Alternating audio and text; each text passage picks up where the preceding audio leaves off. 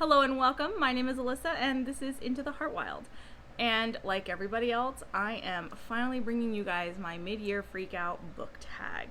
So I have two disclaimers that I want to start this video off with. And first, that is, if you guys can hear my fan in the background, I do apologize, but it is 110 degrees here in California and it's hot. The sun beats on my house all day long, so even with the AC on, it's still not strong enough to keep it cool. So I have my fans on in the background. I have it on the lowest setting, but if you guys can hear it, I do apologize. The second disclaimer is that I spent 3 months reading books from one author. One author. I've read over 100 books so far this year, but like I said, I spent half of that. 50 of those are all from one author. So I tried very hard to not have that one author be the answer to all of these questions, but they do come up a few times, so I'm just gonna let you guys know that now. I didn't plan for it to happen that way. I didn't plan to get sucked into one author for 3 months, but I did. So with that said, let's go ahead and let's jump right on into this. Question 1, best book you've read so far. So this question is actually a little bit difficult for me, as I have not had a 5-star read outside of the one author, and that one author is a romance author. I have been exploring romance on my own terms, and I rate romance vastly different from how I rate my normal genre, which is fantasy and sci-fi.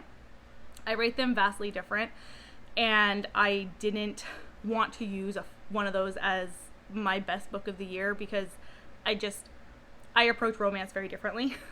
But out of all of the fantasy books that I have read so far this year, I have actually not had like a 5-star read. I haven't had anything really blow me away. But I do have three self-pub books that are 4 stars for me that I did genuinely enjoy. So I'm going to share those ones with you guys. So first up, I have The Last Ranger by J.D.L. Russell. I enjoyed the world building immensely in this one. I want to know all the secrets about the Titan wild beast. I almost put those words together. I liked the main characters. I liked the direction the story went. But my main thing is I'm very interested in the lore of the world and the creatures, these mighty Titan beasts that roam the land and the magic that's connected to them. I do have the second book. It is on my current TBR list for July, so I'm hoping to get to that within a few days or possibly a week from making this video. But this one definitely worth checking out. After that, I have No Heart for a Thief by James Lloyd Doolin. So many things I loved about this, but the big thing was how Kalo's story was told to the girl that he ends up rescuing. I really liked the way the author had portrayed it. I do have a more in-depth video review. I'll link it down below in the description if you guys are interested in hearing more about it, but this one is definitely worth checking out as well. It is also in the SPFBO. I think that's the right acronym, but it's in the latest self-published contest this year. And the last one goes to Stellar Instinct by Jonathan Navarre. This is a standalone sci-fi. It's a spy-fi thriller adventure. It's fun, it's kooky, it's action-packed. I also have a standalone review for this on the channel as well, which I'll link below down to if you're interested. But it's a great standalone to put like in between a bigger series if you just want something that's going to be quick and done, and it's going to keep you entertained. Question number 2, best sequel you've read so far. So this is where it already started to get a little complicated for me, because I've read one sequel so far and I did not like it. And the other one is a sequel. Like, I've read sequels to the romance series, so I am going to go ahead and go with one of the romance books for this answer, and that's going to be Barbarian Alien by Ruby Dixon. Yes, this is part of the Ice Planet Barbarians romance series. But the first book, it was great. It got me into it. There was a couple things that I had some issues with. But the second book, which is this one, the sequel, this is one of those ones where I love the sequel. I love book number 2 1,000 times more than I love book 1. It was so much more fun. It was a little bit more wild. There were some questionable things going on in it, but the big selling point was the character Liz. It's not very often that I like a lot of the female characters that are in books, and Liz is a very strong, independent, kind of chaotic person, and I really think Ruby grasped that really well without making her come off as this pick-me? I don't even know if that's the right phrase I want to use, but like sometimes when authors write a strong female character, she just comes off as way too unbelievable. Liz feels real. She feels natural. She is just a ball of chaos, and she will put you in your place. And I also love the fact that she's obsessed with Star Wars, because that's just fun. Question number 3, new release you haven't read yet. And that one is going to go to Knot of Shadows by Lois McMaster Bujold. This is another book. I don't know which number right now, sorry. But it's the latest release in the Penrick and Desdemona series. I got it about 2 months ago. I still have to read 2 books prior to it. I'm a little behind on my Penrick reads, but that's okay because I love them anyways. But this is definitely one that I have been waiting for, and I cannot wait to actually get to it. At some point this year, I will get caught up on my Penrick reads. But also, is that not just beautiful art? These are the subpress. This is a subpress edition. I have almost all of them. Like, I really love the way Penrick looks. Question number 4, most anticipated release for the second half of the year. So this question's a little difficult for me.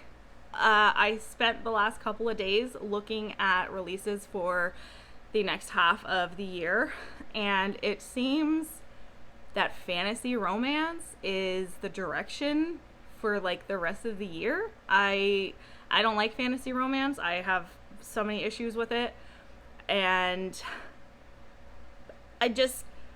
nothing on any of the lists for fantasy books coming out at the end of for the second half of the year have caught my attention. And I would say like the most recent, because like if I had posted this video maybe 2 weeks ago, Boys in the Valley by Philip Friend something, I cannot remember at this moment, I do apologize. That would probably have been the one. It's already released at this point, but maybe I'll just use that as my for the second half of the year. I don't know, because there's nothing that has caught my eye. And most of like the self-pub ones that come out, I catch them like a day or two, maybe even a month before they're out. So there's nothing sounds interesting. I'm sorry. Question number 5, biggest disappointment. Now I have 2 answers for this one, because one of them I was very, very disappointed with. The other one I was just disappointed. So we will start with the one that I was just disappointed with. And that will be The Red Queen's War by Mark Lawrence. Prince of Fools, The Liar's Key, and The Wheel of Oshheim. I actually DNF'd this trilogy. I read the first book all the way through. I enjoyed Snorri's character. I do have a review for the first book on this channel. I don't think I'm going to be posting reviews for the second 2. I did record one for the second book. If you guys are interested in it, do let me know and I'll put it out, but I'm not recording one for the third book because the third book is where I DNF'd. And I DNF'd just due to the fact that the main character is absolutely insufferable, and not in the same manner to where a lot of people don't like Jorg from the Broken Empire trilogy. Jolin's just trash. He's just a trashy character. And there are certain elements of the story that just felt repetitive, like it happened in the first book, and then it happened in the second book, and then it happened in the third book. And while the setting was different, it was the exact same thing. And I'm like, where's the creativity, my friend? And it just got to the point where I did not care. And then Snorri in the second book and the third book became less and less important to the plot, and like kind of popped up less and less. And he was really my only drawing point, because I did not care about Jolin. I didn't want to hear his story. I didn't want to listen to him whine. I didn't want to hear about his whines and moans and all of his problems and all of his lusting after women. I just didn't care. So this was just a very big disappointment for me. I do have as you can see them up there, I have the other Mark Lawrence series that I still need to read. Hopefully those ones will be winners for me, but this one, no, this was a disappointment, and I was really hoping to like fall in love with it because I actually do like the character art for Jalen on the cover of this book. The second disappointment actually goes to a manga series, which I have all 3, and that would be, where's the cover? Crazy Food Truck by Rokuro Ogaki. This is only 3 volumes long, and I'm glad. I'm very glad that it's only 3 volumes long, because this is one that I was very, very, very disappointed in.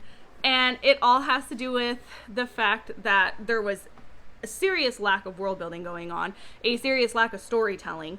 But the biggest issue is this old man, this old man who's like at least 40, and this girl who's 17 having an intimate relationship in the 3rd book. Yes, my friends, you heard that right.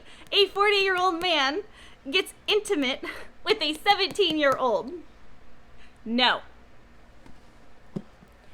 So yeah, that was a very big disappointment for me.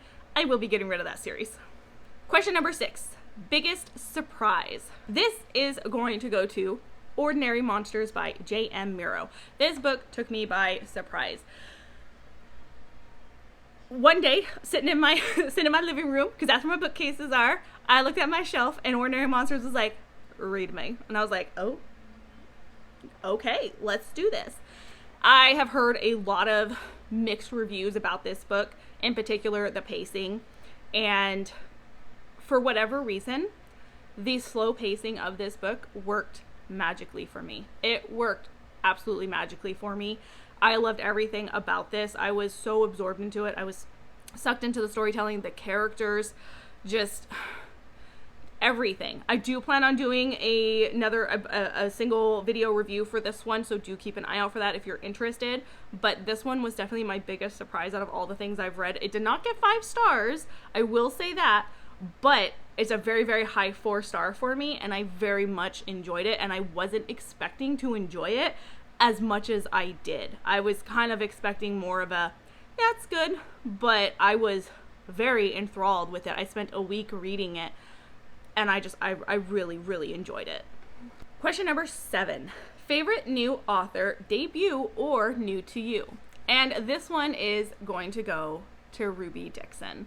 I was not expecting to fall in love with her style of romance writings. I picked up the books based on an artist's depiction of the alien guys, which I can show you guys because I keep one of the little stickers in my phone case, which I have to take my phone case off to record, but I really, the way she drew the characters, I was like, I want to read their story. And so I did, and for, like I said, 3 months straight, she was the only thing I read. I plan on reading the rest of her series. I am taking a little break because I had to break away from the romance, because after 3 months I was like, whew, I need some fantasy in my life. But she is definitely one of my top. She is right. I only have one other favorite romance author at this point in time, and her name is Kresley Cole. You guys have heard me talk about her before. Ruby's right there next to her. Those are my girls. I will read whatever Ruby puts out. She's a new favorite for me. Question number 8, newest fictional crush. So this, I'm one of those girls who can fall in love with a character like that. There are so many fictional characters that I'm like, that's my husband. That's my husband. I love that one. I'm one of those girls. What can I say? Surprisingly, though, out of the fantasy books I've read, none of these men have caught my attention. But there have been. There's a few specifically in the Ice Planet Barbarian series that I do really love, but I did dwindle it down to 3 of them. I dwindled it down to 3 out of the like 50 that I've met. And so that would be Rahush from book 2. He is, he doesn't like to talk to people. He's a solitary kind of character. He's gruff. He's kind of scary looking because he's all scarred up and everything. So a lot of people are kind of like, we're just gonna keep our distance from you, and I'm like, oh, he's so sad and lonely, I love him. You know, he puts up with a lot. His partner is Liz, the really strong girl from that I told you guys about earlier. They're perfect together. The second one would be Rook, Rahush's brother. He is a feral animal. Literally, he is feral. And I love him for it. I love him for it so much. And the third one goes to Herrick, who is the himbo. He is a himbo through and through. I love my men tall, strong, and dumb, okay? And Herrick is tall, strong, and dumb, and I love him for that. We also have a common trait, which is fear of our own blood. So, you know, I love that. Like, he's a hunter, and he's like, oh, that's my blood? And I love that. So, those are my 3 new fictional crushes that I dwindled down. Question number 9, newest favorite character. So, I did not pick a romance character, you guys, even though quite a few of them can become like a favorite. I actually went ahead and I went with Marlowe from Ordinary Monsters. Marlowe is a child, and he is adorable and needs to be protected at all costs. Like, he was my driving force for reading this book. I had to know what was happening to Marlowe, where he fit into the story, his background, just everything about him. I needed to know. I love him. I want to protect him. I will adopt him. He will be my child. Like, I love him. So he's definitely one of my new favorite characters. I also really, really loved Mr. Colton in this book. He is an older man, obviously, by the name Mr. Colton. I really loved his character. I really loved him. That's all I can say. That's all I can say. But again, just another really great character that, like, the more you got to see of them, the more they just, like, kind of, like, grow on you, and you get to see more of who they are. And I really loved Mr. Colton as a person, and I was just like, yeah. Question number 10, a book that made you cry. Now, funny story. If you guys have been on my channel enough, you will know that I am a crybaby. I'm a crybaby. I will cry at the drop of a hatch. I really will. And I don't have any problem admitting that. I actually prefer when my books do make me cry. I want to feel that emotion. I feel it is the hardest emotion for some authors to convey. So, if you can't make me the girl who still cries watching the animated Beauty and the Beast movie, then I don't know. So, unfortunately, all of the books that I've read, none of them have made me cry. But a manga did. And it's a manga that every single volume has made me cry. A Man and His Cat, Volume 7. This, oh my gosh, just this volume had focused on Joffrey and Conda and their relationship, and how Joffrey views Conda in terms of how he inadvertently made Joffrey feel without Conda actually trying, because Joffrey was always compared to Conda because they are pianists, and Joffrey's father is a very, very big one. So he was constantly comparing Joffrey to Conda, thusly making Joffrey hate Conda, you know? And it was very beautiful seeing the two of them heal and create a positive relationship with each other through cats. And that's one of my favorite elements of this series in general, is that cats are like the main source of how people start to heal and talk about their feelings and kind of open up and just kind of like be out there, because it's what's helping Conda heal from some of his pains. We also got to see a little bit more of Conda's past with his wife. We also learned something very new and shocking about Conda at the very end. But the big thing really was seeing the healing going on with Joffrey in general, because not only did he heal his relationship like with Conda, but there was the healing going on involving himself, how he views himself, how he views his place in the world, how he views himself in the world of famous pianists, and how he views himself in his father's eyes. And I really loved that, and it really hit like these like emotional moments that just, they really touched my heart, and I was crying. I was crying.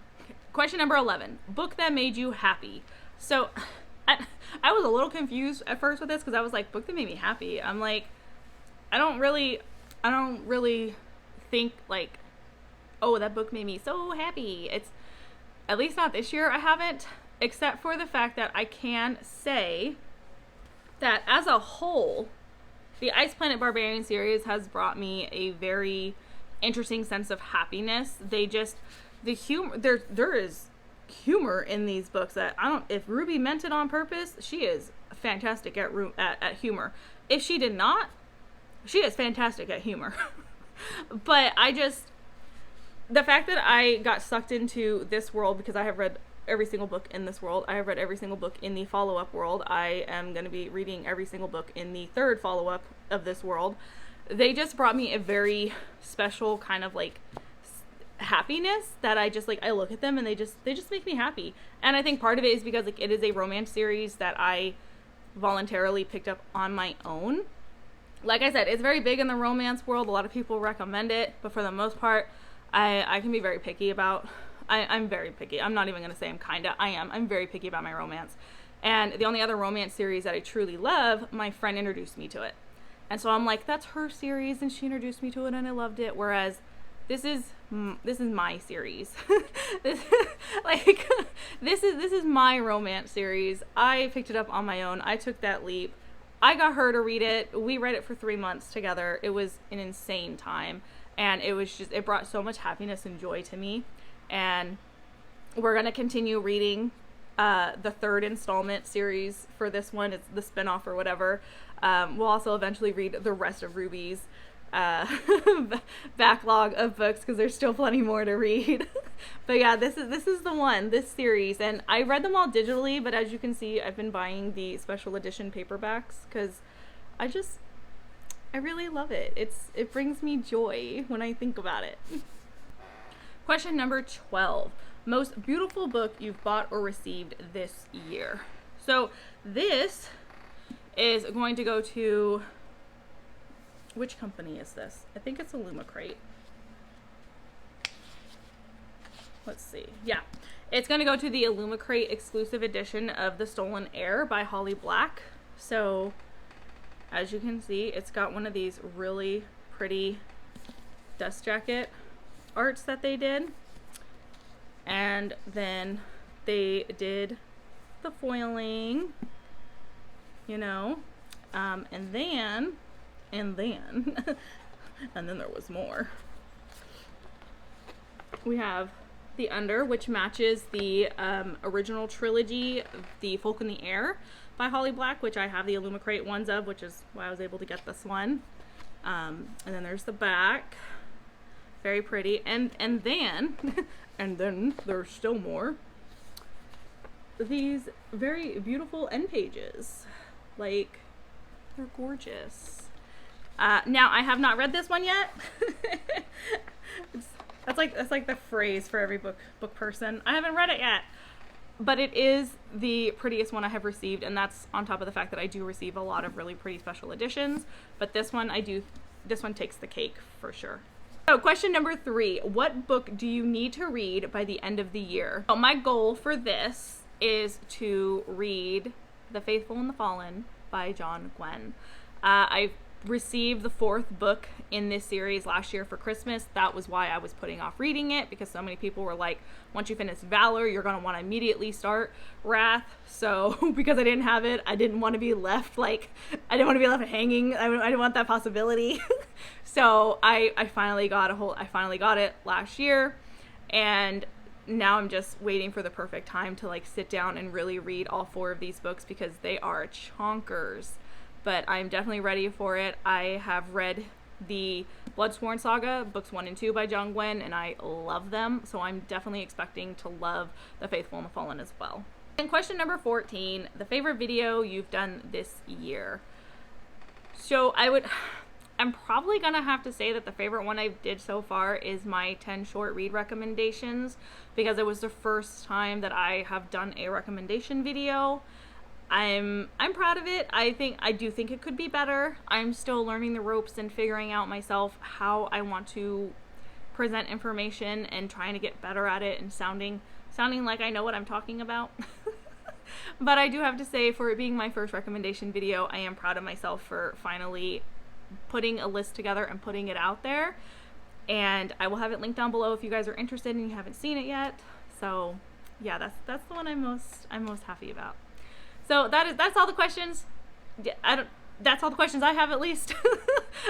So that's everything. So if you enjoyed this and everything, like, subscribe, comment, all of those good things, and I will see you guys next time. Bye.